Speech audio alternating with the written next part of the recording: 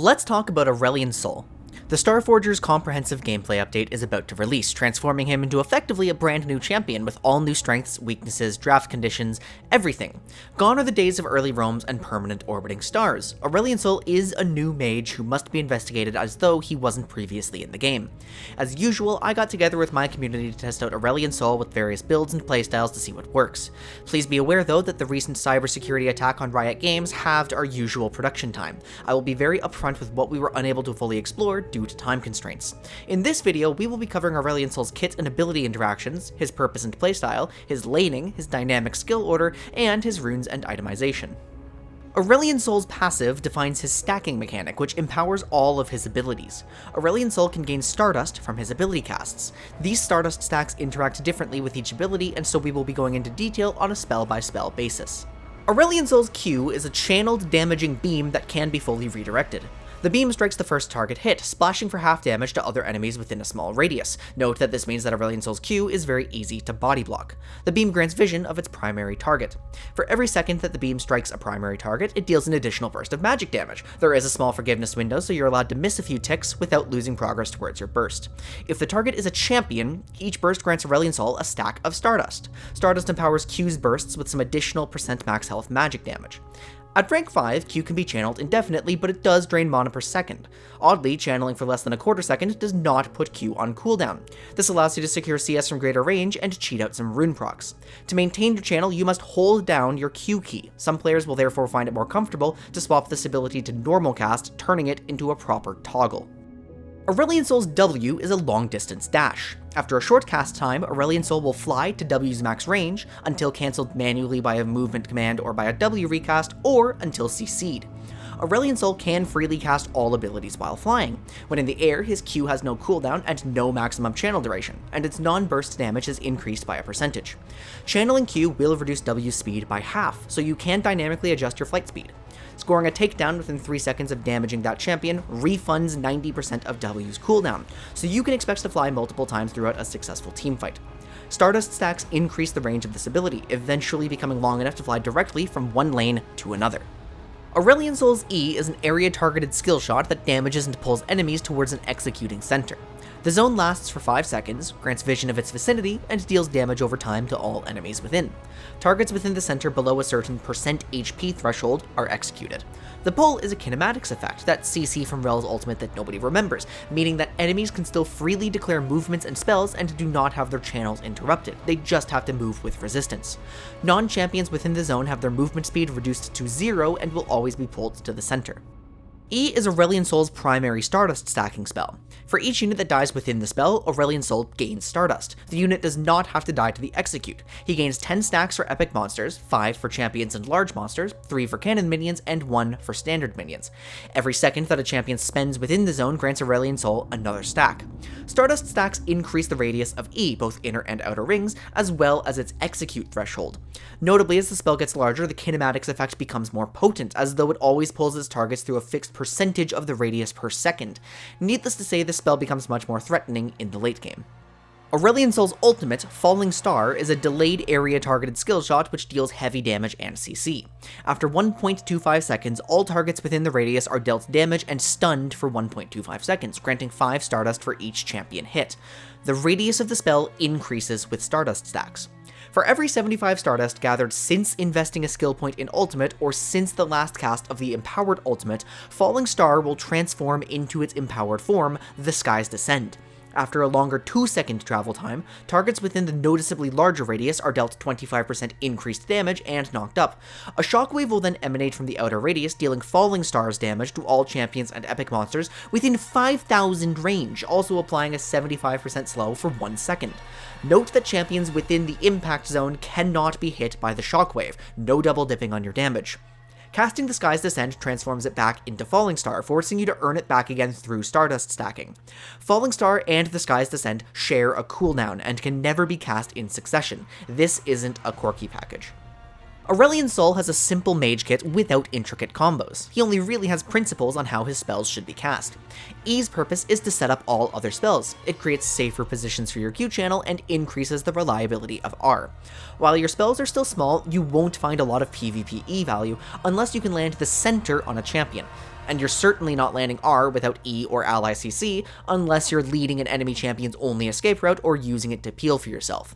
Try using your E to pull minions out of the way of your Q. Recognize that Q, your self-rooting spell, accounts for most of your damage. Make sure you're casting it last in a sequence because you don't want to be forced to cancel it for anything other than a W cast.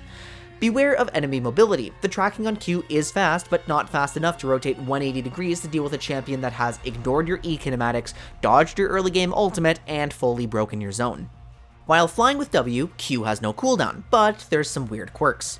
If you cancel W too quickly after ending Q, your W won't be active for long enough for the game to register that it has to reset Q's cooldown. If you continue channeling Q until your W ends, you'll cast Q again, so make sure you're doing this on purpose and don't need to reposition, or Q will go on cooldown. Once you're reasonably stacked, your WERQ to open a fight threatens further W resets. Though, always keep in mind, since Q can be body blocked by any enemy unit, never take a W flight path directly through enemy minions. The Sky's Descent is a very important resource that should be held for key moments, but don't be afraid to cast it for a kill if that kill would translate into tangible advantages. You want to be willing but discerning on ultimate casts, especially before its reliability is high. If you're not itching to cast your ultimate at every moment, you'll be able to intuit when to throw it early into a fight, when to hold it for later phases, when to use it defensively, and when to not cast it at all after only a few games on the champion. Aurelion Sol is a hyperscaling, neutralizing battle mage who sacrifices early proactivity for the ability to stifle and generate macro advantages until his threat becomes overwhelming. The core fantasy of this iteration of the Space Dragon is the ability to reach the 30-minute mark at level 16 with over 350 Stardust stacks, bouncing from lane to lane to fully deny any potential pushes from the enemy, farming up a storm, and then just flying directly at them with the largest spells you've ever seen. Aurelion Sol very quickly hits some disgusting wave clear breakpoints, turning him into effectively a monstrous, eventually aggressive hybrid of Anivia and Cassidon. As Aurelion Sol, your greatest power is unlocked from the side lane. Your ideal game state is one in which you get to non-interactively farm Stardust from waves while holding W to match rotational pressure, to escape from junglers, to punish overcommitment in an adjacent lane, or to facilitate macro shifts made by your teammates. Being separated from your teammates also allows you to W towards them from a flank angle at the start of a fight, leaving you in a safe position if you don't get a W reset and an active position if you do. Before your Stardust reaches critical mass and your W range becomes overwhelming, you may have to approach alongside your teammates for necessary objective fights, in which case you should look for very shallow flank angles parallel to the enemy's line. Ideally, you would have spent all of your time prior to this fight stacking Stardust for the Sky's Descent. Since your W is extremely committal, its path is telegraphed, and it loses to all CC, you may find some situations in which no real angle exists and you're forced to play front to back. In such situations, you must be aware of how reactive you are. Remember that Q without W is a self-root, which is a dangerous property. From formation, you're realistically throwing out E's to control space, waiting for the enemies to make a positioning error, and waiting for some key cooldowns to be wasted. Aurelion Sol is completely capable of playing for dives, assuming that his allies have initiated first, absorbed some critical cooldowns, and set up his ultimate. Ultimately, Aurelion Sol is not the champion who is pressured to make the first move, and every tool in his arsenal is designed to punish mistakes or follow up on opportunities. It's just that what qualifies as an enemy mistake becomes increasingly ridiculous as Stardust is accumulated. Eventually, there will be nowhere safe to stand to avoid an E with the Sky's Descent, and eventually his W range will prevent your opponents from ever having numbers advantage again. So why opt into any fight that isn't a guaranteed victory? While you should follow up on opportunities created by your allies, you should never feel pressured to speed up the game, and you should never regret farming. You will prioritize making yourself inevitable so that the enemy's every move becomes a mistake. To reach that point, you must struggle your way through a difficult lane phase with a lot of nuances. The lane phase is when Aurelion Sol's vulnerability to his own self-root is at its worst, leaving him with fewer strong laning tools than other scaling champions. As he's a stacking champion as well, he's encouraged to cast his spells in the wave more often, exposing himself to interaction. Aurelion Sol is not weak in lane due to a lack of damage. He actually has a ton of Q damage from the very beginning of the game. He's weak due to his vulnerability, lack of proactivity, and obligation to take very volatile trades in hard matchups. The doomsday scenario for Aurelion Sol is if he's ever frozen on, since his E won't be enough to break the freeze, and since any champion capable of freezing on him would punish him for his core EQ wave clear pattern. Otherwise, he's more than happy to spend his HP to fix his wave. Aurelion Sol is happiest into short-ranged battle mages who are most likely to expose themselves to a full second of Q without severely threatening him back. You are not threatened by roots the same way you are threatened by stuns, charms, sleeps, etc. Into melee champions like Yone, Silas, and Irelia, you will need to familiarize yourself with exactly when to spend HP and when to stand your ground to DPS check them. You are obligated to try to win these matchups, not by trying to fight them, but by limiting the enemy's decisions and knowing your limits exactly such that you will win fights on their decisions to initiate. Don't spend Q until a CC threat is gone, and don't spend E to take CS that would delay their push. Hemorrhaging some CS to prevent an extended freeze or hold is good. Try to call for jungle intervention and hope that your jungler is capable of confirming your high damage. The absolute worst case for your lane phase is a matchup in which the enemy can take short trades while never exposing themselves to your retaliatory Qs. Think Syndra, Ahri, LeBlanc, Zed, mages with long-ranged catch tools, or blink assassins. Please understand that our matchup knowledge was the most impacted by time constraints as I only had time for 20 or so lanes, but it is clear right away that Aurelion Sol's matchup spread is a bit extreme. This leads us to Aurelion Sol's dynamic skill order. The obvious appealing first max is Q, which has so many levers and sources of damage. You want 20 DPS per rank, and you want the rank 5 channel duration, but then laning nuances complicate things. Remember, there's a lot of matchups in which you can't proactively cast more than a tap Q, and E, while offering a smaller DPS increase, grants more damage per rank over the whole duration, which has wave clear implications. On top of that, the all-in nature of W means that you'll actually find situations in which it offers no laning value and should not receive a point, especially since your W all-ins can be blocked by minions. The way we invest our skill points on early game Aurelion Sol is complicated. In easy mage matchups, a stronger E increases the likelihood of killing more minions within E, leading to greater Stardust stacking.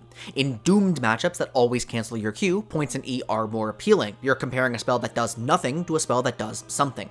However, in melee matchups, Emax cannot reach a non-interaction breakpoint fast enough to matter. Since you must stand your ground, you must invest your points directly into Q. You are free to decide whether to invest 1 to 3 points into E on a game-by-game basis, but make sure that Q is the first ability to hit rank 5. Full Emax is only okay if Q cannot be cast. On the topic of W, the spell gains value only when you expect to need an escape against jungle ganks or when the lane has played out in a way that you can foresee yourself finding an all-in. I have been ranking W no sooner than level 4, but I've also been experimenting with holding it as late as level 7. Do not fall into a single fixed skill order ever. Make active decisions with your skill points. Time constraints also prevented us from investing much time into alternate roles for Aurelion Sol, so I will have to leave you with speculation. Jungle Aurelion Sol is conceptually sound. It's appealing to stash a scaling champion with hard matchups away in the jungle to guarantee late game through avoidant pathing, and he's capable of stacking Stardust on monsters, but right now, the clear is not healthy enough to function. I do not like the idea of bot lane or support Aurelion Sol as he has too many valuable level scaling effects and too weak a lane phase into long range to justify that. And if mid lane Aurelion Sol dies so easily to freezes, I do not like the concept of top lane Aurelion Sol one bit, even if he could trivially avoid jungle ganks as a ranged top laner. I believe on release that Aurelion Sol is a mid lane only champion. So then if you're drafting Aurelion Sol for flex, clash, or amateur play, what considerations do you have to make? If the matchup spread is as poor as I believe, then I think Aurelion Sol is a response class champion, someone you must use as a counterpick but who likely wins the game for you when drafted appropriately. If laning optimizations are made later to clean up some volatility, then you could blind pick him more aggressively, which is a terrifying concept. Aurelion Sol is designed to be the core scaling threat for a pure neutralized control archetype, but that doesn't mean that he shouldn't work in more aggressive compositions. I can see compelling value in dive teamfight, flank teamfight, slower wombo compositions, and some 1-3-1s. Aurelion Sol is not expected to be hardbound to any synergies, but he does appreciate external sources of CC to confirm E executes, and junglers who are capable of stabilizing his lane. Itemization is thankfully simple because Aurelion Sol does follow standard mage itemization as a hardbound tier user. It should go without saying that a champion with a Q that costs 65 mana per second would like to have a mana mythic and Seraph's Embrace. In the current state, I don't see a reason to pick anything other than Rod of Ages. Aurelion Sol has plenty of base damage, so there's no need for Liandry's. I don't believe the burn creates any earlier non-interaction breakpoints, and we value the extra level from Rod. Everfrost is actually excellent on paper, as Aurelion Sol would appreciate a tool to confirm his E and R, but I believe Everfrost is in too weak a state right now. Keep it in the back of your mind for the future. Ability haste is devalued given Q's short cooldown, W's resets, and E's effective static 5-second cooldown on top of its real cooldown. Rylai's can become unusually oppressive given the size of Aurelion Sol's spells and the fact that as a battle mage he values durability. There is a non-zero chance that Rylai's becomes a viable third item. A simplified form of standard mage itemization is on screen now. Everything beyond the specific points I've made is transferable knowledge from other champions. For runes, we have two core considerations. First, Aurelion Sol has very high base mana, so all mana concerns can be addressed by itemization alone, and we don't have to feel pressured to opt into mana runes, though they're still clearly useful. Second, we have to choose between optimizing for our late game power and for lane phase survivability based on matchup. First Strike is far less appealing than you would expect. Aurelion Sol's laning is very reactive and he regularly procs it with just a stray E hit, expecting no Q follow-up, so the practical output of this rune is often low. Knowing that E's kinematics confirm Comet and that his kit is full of excellent Comet cooldown refunds, that leads us to a standard sorcery primary page, with secondary inspiration for Futures Market to hit essential item breakpoints sooner in easier lanes, and secondary resolve for Bone Plating or Second Wind in volatile lanes. I expect sudden impacts to be unnecessarily greedy, so I do not value Domination Tree. On screen now are a few rejected keystones with my reasoning. I will mention that every champion has Spellbook as a reasonable option, so if we don't feel that Comet is necessary, an Inspiration Resolve page is possible. So that's Aurelion Sol's comprehensive gameplay update. He is a very, very different champion than his previous incarnation, but his new cosmic creations look primed to devastate the Rift under the right conditions.